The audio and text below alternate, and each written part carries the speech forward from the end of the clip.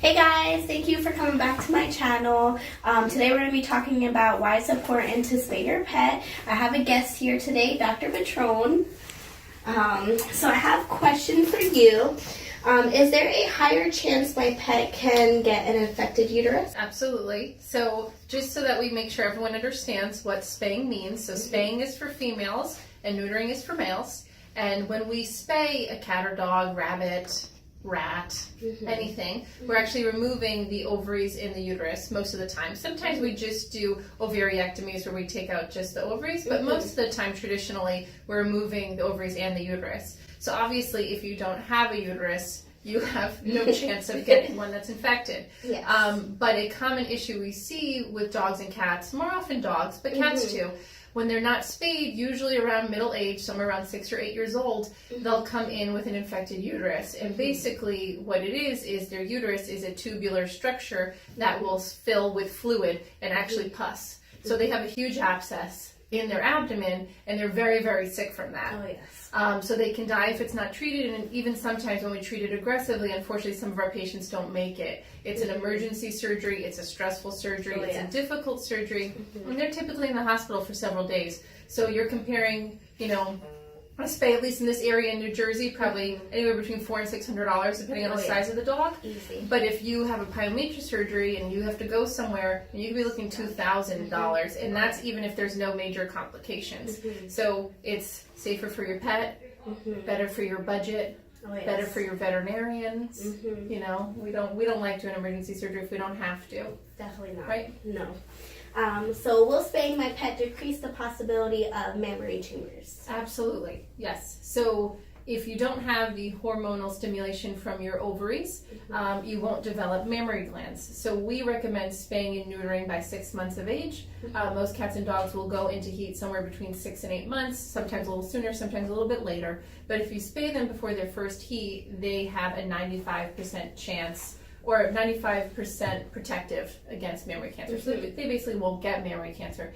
If you spay them after the first heat, they're 85% protected. After 2 heats, they're not protected from mammary cancer anymore. Still protects them from a pyometra, which is the infected uterus, but not from breast cancer. So another reason why we recommend spaying the females. Okay. Will spaying my pet eliminate the bloody discharge when my pet is in heat? Absolutely. So when animals are in heat, you can think of it similar to when women menstruate, only dogs go into heat twice a year, not every month.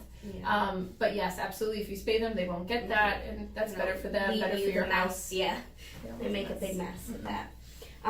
Will spaying eliminate the frantic panting and crying by the female when in heat? Yes, and dogs will do a lot of that, and sometimes they can even have false pregnancies. So you get a lot of odd behaviors when dogs are in heat, but cats are the worst. Oh, they're so loud. I've had clients come in thinking their cat broke both its legs because it's screaming and howling and in squatting. In the middle of the night, always. And they won't stop. Cats are induced ovulators. They will keep going until they're bred. So trust me, you have a cat in heat, you'll never miss getting them spayed again. Alright, will spaying my pet eliminate the urge to roam outside? Absolutely. Biologically, animals, their main goal in life is to reproduce, make more of themselves. So if they have their gonads, their testicles or their ovaries and uterus, their main job in life is to go make babies. So without that, they're not tempted to roam to try to go find a mate. Yeah, so especially for the boys, we've had male German Shepherds go through windows, go through sliding glass doors to get to a female. So makes them better pets. Oh yes, absolutely. Will spaying my pet make my pet fatter? No, only you make your pet fatter. So yes, the dogs are not opening the refrigerator, but their metabolic rate definitely slows down after spaying and neutering, but it's up to you to not feed them so much, So you may be able to give a puppy endless treats and endless food and they'll never gain weight, great. But once they're spayed, then you have to keep things in check. If you overfeed them, they're more, inclined to gain weight, but that's on you. Sorry.